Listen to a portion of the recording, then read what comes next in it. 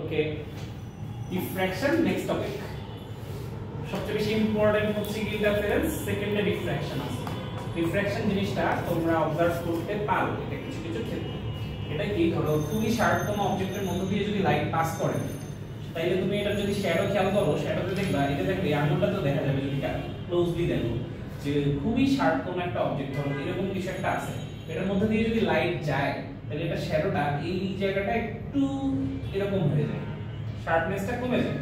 এই যে শার্পনেস কমে যায়, এই ঘটনাটাকেই বলা হয়, মানে এইটা কেন ঘটে? এটা ঘটে হচ্ছে গিয়ে ইসের জন্য, বলো, এই যে ডিফ্র্যাকশনের জন্য লাইট বেঁকে যায়। তো নিউটন সবার আগে কি বলছিল, লাইট সবসময় সোজা পথে চলে, কিন্তু এই থিওরিটা, নিউটনের থিওরিটা দিয়ে তাই এক্সপ্লেন করা পসিবল না। ঠিক আছে, নিউটনের থিওরি ডিফ্র্যাকশন প্রুফ করা যায় না নিউটনের থিওরি দিয়ে, এটা একমাত্র এই ওয়েভ থিওরি দিয়েই প্রুফ করা যায়। এবং ওয়েভ থিওরির সাথে একটা জিনিস স্পেশাল ইউজ করতে হবে এগুলার সব ক্যালকুলেশনে, সেটা হলো একটা লেন্স। একটা লেন্স দিলে তুমি এটা সবকিছু বুঝতে পারবা, আদারওয়াইজ এটা বুঝতে পারবে না। বলো তো কেন? কারণ এই যে বেঁকে যাচ্ছে, যে এই বেঁকে যাওয়া লাইটকে আবার সোজা করে হচ্ছে গিয়ে লেন্স, বা সোজা লাইটকে বাঁকায় দিতে পারে লেন্স। তো তাই এইগুলার ক্ষেত্রে এই ডিফ্র্যাকশনের সকল এক্সপেরিমেন্টে তোমার লেন্স ইউজ করতে হবে। এখন এই ডিফ্র্যাকশন দুই প্রকার, একটা হলো ফ্রেনেল, উচ্চারণ ফ্রেনেল কিন্তু বানান ফ্রেনজেল, আর আরেকটা হলো ফ্রাউনহোফার। তো ফ্রেনেল আর ফ্রাউনহোফারের ব্যাপারটা কি, তোমরা দেখছো এখানে একটা স্লিট হবে, দুইটা স্লিট হবে না। এই একটা স্লিট থেকে তোমার সোর্স এবং স্ক্রিন, এখানে সোর্স থাকে আর এখানে স্ক্রিন থাকে। সোর্স স্লিটটা ফিক্সড, স্লিট থেকে যে কোনো এক পাশে থাকবে হচ্ছে গিয়ে সোর্স, আর এক পাশে থাকবে স্ক্রিন। তো এই সোর্স আর স্ক্রিন দুইটার মধ্যে যে কোনো একটা যদি ফিনাইট ডিসটেন্স থাকে, তাহলে সেটাকে তখন যে ডিফ্র্যাকশনটা হবে সেটাকে বলা হবে ফ্রেনেল। আর ধরো দুইটাই যদি তোমার ইনফিনিটি ডিসটেন্স দূরে থাকে, তাহলে সেটাকে বলা হবে ফ্রাউনহোফার। ইনফিনিটি ডিসটেন্স বলতে কি, ধরো সূর্য কি সানকে আমরা ধরে নিতে পারি মানে যেটা তোমার আর কি নাগালের বাইরে, এরকম টাইপের ডিসটেন্সে যদি রাখো তাহলে সেটা হচ্ছে গিয়ে ফ্রাউনহোফার টাইপের ডিফ্র্যাকশন ঘটবে। তো ডিফ্র্যাকশন তোমরা ওই এরকম টাইপের জালি যেগুলো আছে শার্প, সেগুলোর মধ্যে দিয়ে ডিফ্র্যাকশন রিয়েল লাইফে এক্সপেরিয়েন্স করা পসিবল। ঠিক আছে, আর এই ফ্রাউনহোফারের যে ওয়েভ ফ্রন্ট হয় সেটা প্যারালাল টু প্লেন, এটা এমসিকিউর জন্য একটা ভালো জায়গা।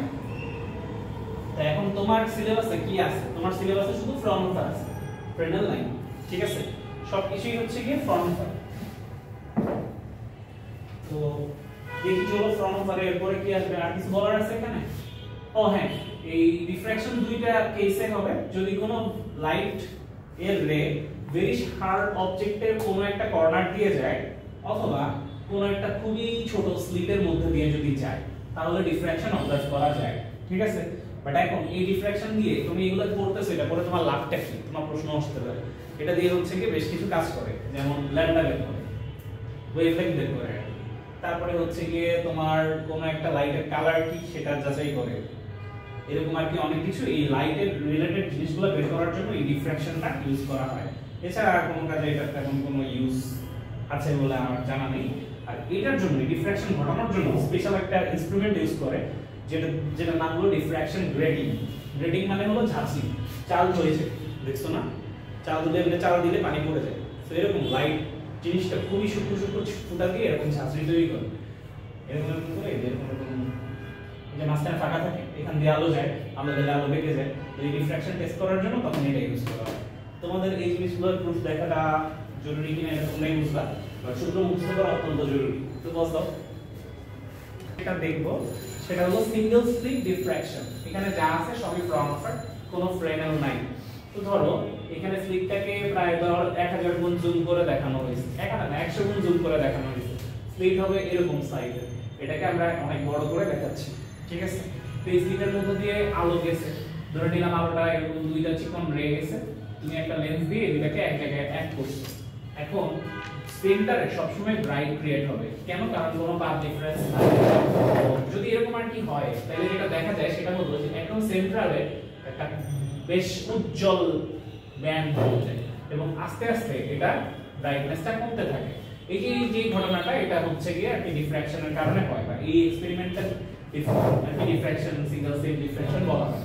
তো এটাকে যদি তুমি দেখো, তাহলে দেখা যাবে যে সেন্টারে এরকম সাদা থাকবে, আস্তে আস্তে সাদার পরিমাণটা কমতে থাকছে। তো এখানে এই গ্রাফ দিয়ে এটাকে বোঝানো হয়েছে যে সেন্টারে এটা উজ্জ্বলতা, আই এর ভ্যালু ইন্টেন্সিটি সবচেয়ে হাই, তারপর আস্তে আস্তে ইন্টেন্সিটি কমতে থাকবে, ডার্কনেসটা বাড়তে থাকবে। ঠিক আছে, সো এইটাই হলো কি এখানে ঘটনা। আগের চ্যাপ্টারে এটা মানে আগের যে টপিক ছিল সেটাতে বলা হয়েছিল এগুলোকে ডার্ক আর ব্রাইট, বাট এখানে বলা হবে ম্যাক্সিমা আর মিনিমা। ব্রাইট কে বলা হবে ম্যাক্সিমা, ডার্ক কে বলা হবে মিনিমা। তো এখন এইখানে এ আর এবি যদি আমি ধরি স্লিটের থিকনেস, তাহলে এ হচ্ছে গিয়ে এবি, আর পাথ ডিফারেন্সটা তাহলে কত হবে, যে ও এতখানি পাথ দিছে ও এতখানি গেছে, পাথ ডিফারেন্স তাহলে এটা সমান করে এখানে কেটে নিলে পাথ ডিফারেন্স আসবে বিসি। এখন এই এবিসি ট্রায়াঙ্গেলটাকে যদি জুম করে এখানে আনি, তাহলে এ আর সি 90 ডিগ্রিতে আছে, এবি তখন হয়ে যাবে হাইপোটেনাস। এই অ্যাঙ্গেলটা থিটা হলে আমরা এখান থেকে x সমান a sin থিটা বের করতে পারবো। x সমান a sin থিটা এটা হচ্ছে কি এই চ্যাপ্টারের একটা সূত্র, এই টপিকের একটা সূত্র। আর ম্যাক্সিমাম মিনিমার জন্য x সমান হচ্ছে কি আগেরটার উল্টা। ঠিক আছে, আগের যে টপিকটা ছিল সেটার উল্টাটা হবে। আগেরটা রাইটের জন্য এই সূত্র ছিল, আর ডার্কের জন্য 2n 1 ছিল। এখানে 2n + 1 দিবা ম্যাক্সিমার জন্য, আর ডার্কের জন্য দিবা শুধু 2n। ঠিক আছে, মানে এখানে ব্রাইটে হবে হচ্ছে কি অড, ডার্কে হবে ইভেন। আর অড ইভেনের সাথে সাথেও আরেকটা জিনিস খেয়াল রাখো, ইন্টারফারেন্স কিন্তু এখানে -1 ছিল, আর ডিফ্র্যাকশনে এখানে +1 হবে। আর কোনো চেঞ্জ নেই, এটা মনে রাখলে সব হয়ে যাবে, একদম সহজ অঙ্ক বস। আচ্ছা, তারপরে এই অঙ্কটা নিয়ে নিজে করে ফেলো, সহজ। এই টপিকটা অনেক ইজি।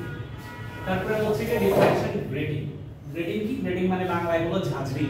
ঝাঁঝরির মধ্যে দিয়ে পানি দিলে পানি পড়ে একদম সোজা লাইন, সেরকম এরকম অনেকগুলো ছোট ছোট স্লিট দিয়ে তৈরি করা হয় একটা ঝাঁঝরি বা একটা গ্রেডিংকে। এই গ্রেডিং দুই প্রকারের, একটা হলো রিফ্লেকশন গ্রেডিং আর একটা হলো ট্রান্সপারেন্ট গ্রেডিং। ঠিক আছে, তো রিফ্লেকশন গ্রেডিং গুলো তোমাদের নাই, তোমাদের যা আছে সবই ট্রান্সপারেন্ট গ্রেডিং। ট্রান্সপারেন্ট গ্রেডিং এ আমরা এই যে যা করব সূত্র যেটা বের করব এটা ট্রান্সপারেন্ট গ্রেডিং এর জন্য বের করা হবে।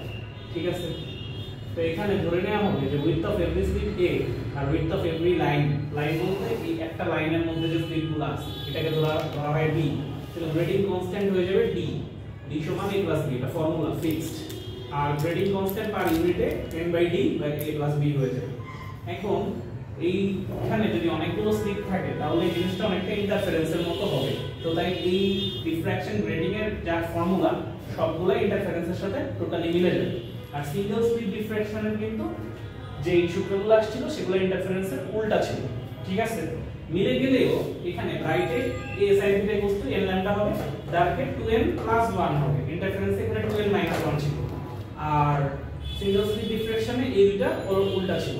ঠিক আছে, মানে এই ফালতু জিনিসটা এই যেটা মোডে খুবই বাজে, এটা দেখে তোমার কি কাজে লাগবে, এটা প্রশ্ন যদি আসে এখানে তিনটা রিজন দিয়ে দিছি, এই তিনটা পড়ে নিয়ে 2 মার্কে বা 1 মার্কে এসে পড়ে যে একটা লাইট রে যাচ্ছে সেটা কোন ওয়েভলেংথের অপটিক্যাল রে সেটা বের করা যাবে।